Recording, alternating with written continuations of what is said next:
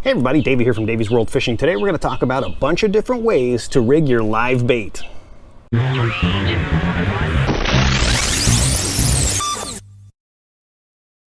Now in Southern California, we're very lucky. We have a great live bait fishery.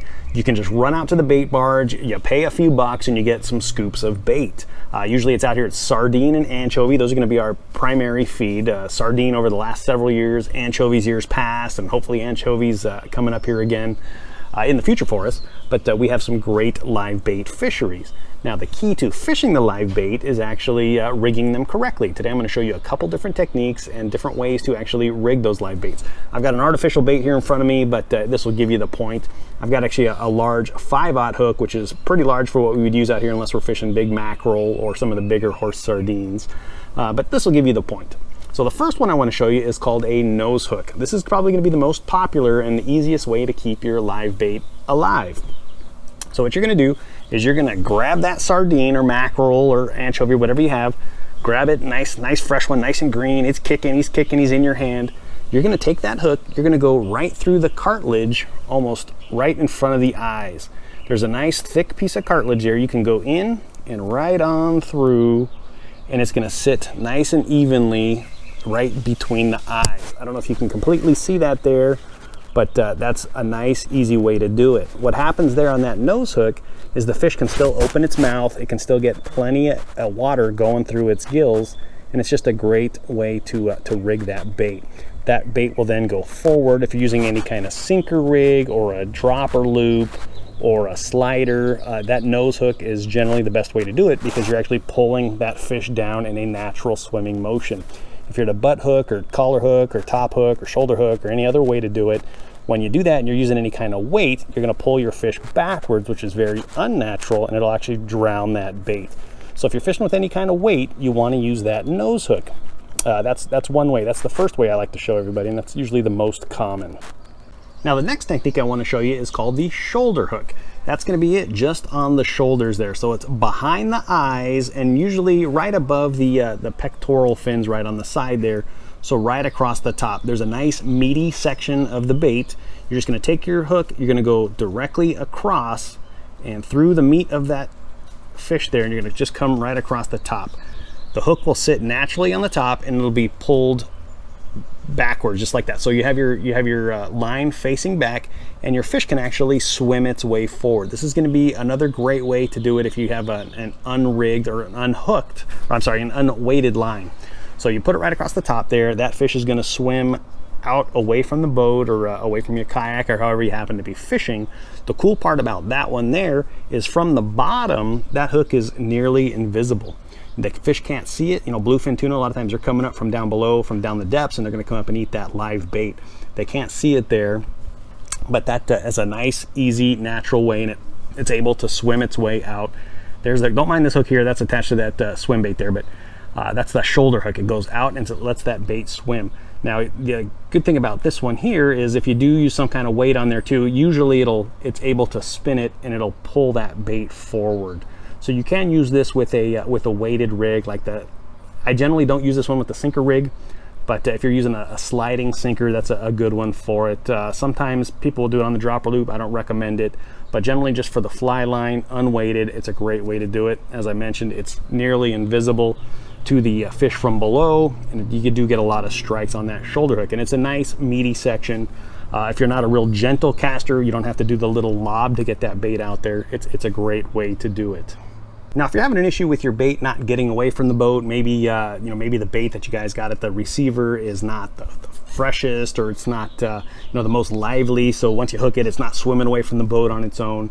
A good way to do it, or if you're finding that the bites are a little bit deeper than up at the surface, is I like to do what's called a butt hook. So I'll grab that anchovy or sardine, I'll flip it upside down, and right where the anal hole is on this fish, I'm going to hook this right behind it. So you're going to take your hook, you're just going to come directly across the body, right through the meat of the fish, so it's hooked just below the anal hole. Obviously this is a swim bait, so it doesn't have an anal cavity, but right below it is where I'm going to hook that bait. So that there is now dragging it that way. So this fish is going to swim forward, and it's going to kick. The hook is not interfering with the kick of the tail, and it's going to push forward. That's a good forward swimming bait. What that does with that hook down below and that little bit of a drag of the line is it actually forces that bait to swim down underneath the surface. So instead of a nice surface bait where it's going to be up, kind of kicking up at the top, it's actually going to swim down into the depths. You can fly line this, which is the only way to really do this one. Fly line it, let it out there. You know, you hear the captain say, you know, it's going to take a long soak. A lot of times they're talking about just got to keep your bait out away from the boat for a long time.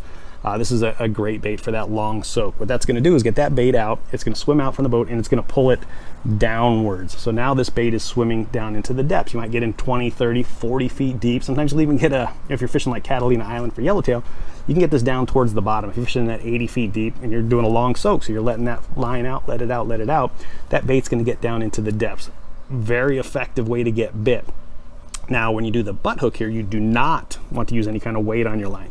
You don't want to use a sliding sinker. You don't want to use a dropper loop or sinker rig or anything else. What happens there is with that weight, you're going to pull it and you're going to pull that bait down backwards. Very unnatural, as I mentioned on the other rig, and it'll actually drown that bait. This bait's going to be pulled backwards, and you'll probably get bit occasionally too. Like everything, it's still live bait, so it's going to work well. But it's just not natural. You're going to go through a lot of bait that way. So fly lining with that butt hook, very effective. Make sure you check that one out and add that to your repertoire as well. Now the last one I'm going to show you is called the collar hook. This is very popular when you have the anchovies out here in Southern California. So it's a smaller, a little more fragile bait.